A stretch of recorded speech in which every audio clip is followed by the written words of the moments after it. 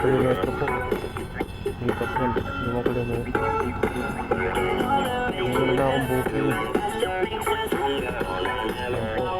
Pasang Tamo, Manila. 112.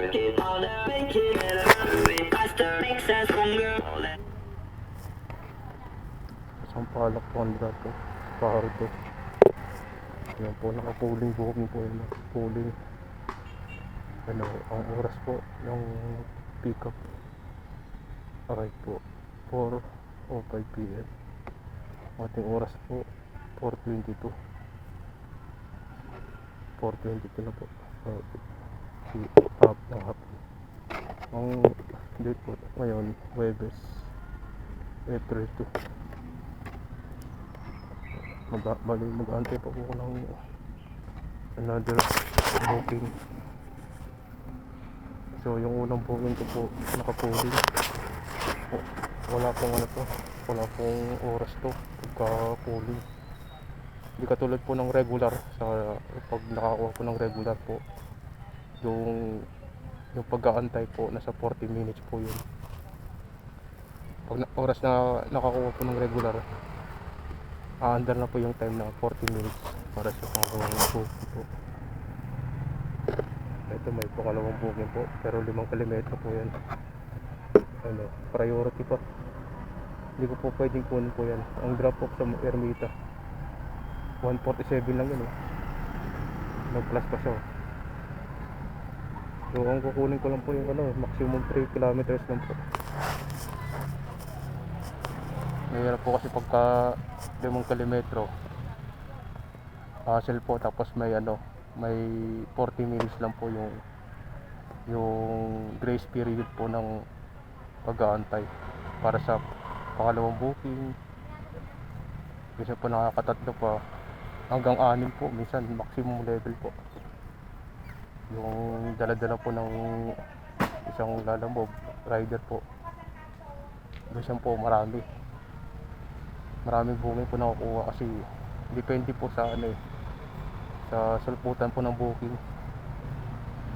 Kapag maraming booking po, may tendency pong ano, makakuha po ng marami. Kahit sa loob ng 40 minutes pwede po makuha yun. Basta malalapit lang po yung pagpipikapan. Ganun po yung patakaran ng lalamove. Pero kung isang regular booking ka, tapos umabot ka ng 40 minutes, hindi ka na makakakuha ng pangalawa. Ganun po. Maliban na lang kapag may late na booking. Yun. Ayun pa yung ano, yun yung pwede makuha. Yung mga na-pending na booking sa ibang location. May tendency pong ano, pwede makuha po. Yung mga na-late na booking, na delay. Yun po. Pero ako po nakakatatlo naman po ako eh. 2-3 ganun ang minimum po. Ang maximum ko pong booking na dala-dala, umabot po ng 6. Single ano na isang biyahe po yun. Pero magkakalapit po yung drop off. Halimbawa po, Manila, yung Sampaloc, ayun, may pumasok pong ano, San Andres. Pwede ko pong kunin to. Ayun o, 151 o, Jersey. Ay, nag-leave po, leave disorder. Hindi po binigay sa akin. Nasa 3 kilometers po ang ano yun, pick up location. Medyo siguro may mga malapit po doon sa location na yun, kaya doon po binigay. Ayan po, may Holy Spirit Makati 119 lang oh, sa Olympia lang, Santa Catalina 4 kilometers po kasi. Bali nandito po ako sa ano, Ferndale Homes, Barangay Pasig Tamo. Bali dito na po ako nagantay ng booking.